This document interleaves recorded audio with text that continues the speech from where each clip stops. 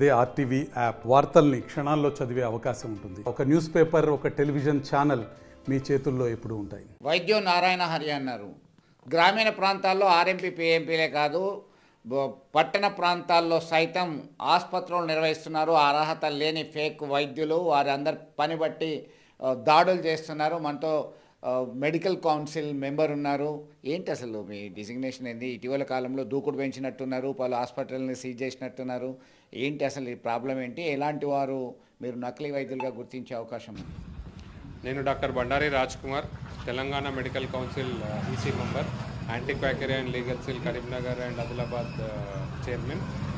ఏదైతే Telangana medical council chairman doctor Mahesh గారి ఆదేశాల మేరకు ఉమ్మడి కరీంనగర్ జిల్లా, ఉమ్మడి ఆదిలాబాద్ జిల్లాలో తెలంగాణ మెడికల్ కౌన్సిల్ యొక్క రైట్స్ని అయితే వేగవంతం చేశాము.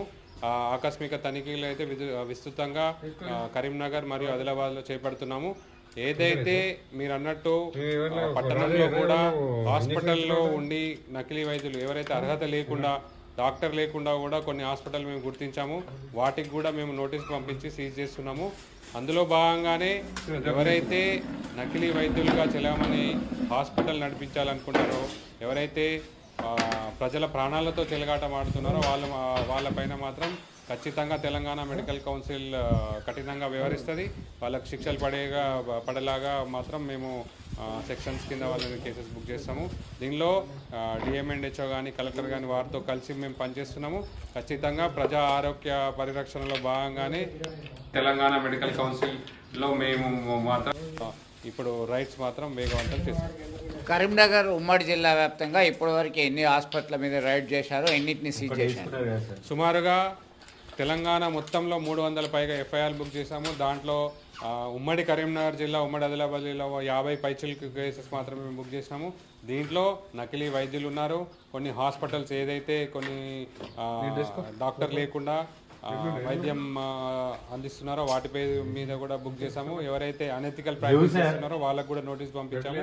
ఖచ్చితంగా తెలంగాణ మెడికల్ కౌన్సిల్ మాత్రం కఠినంగా వ్యవహరిస్తుంది. అర్హత లేకుండా వైద్యం చేయడం కానీ, ప్రజల ప్రాణాలతో చెలగాటం ఆడడం కానీ తెలంగాణ వైద్య మండలికి వస్తే మాత్రం ఖచ్చితంగా మేము చర్యలు చేపడుతున్నాము.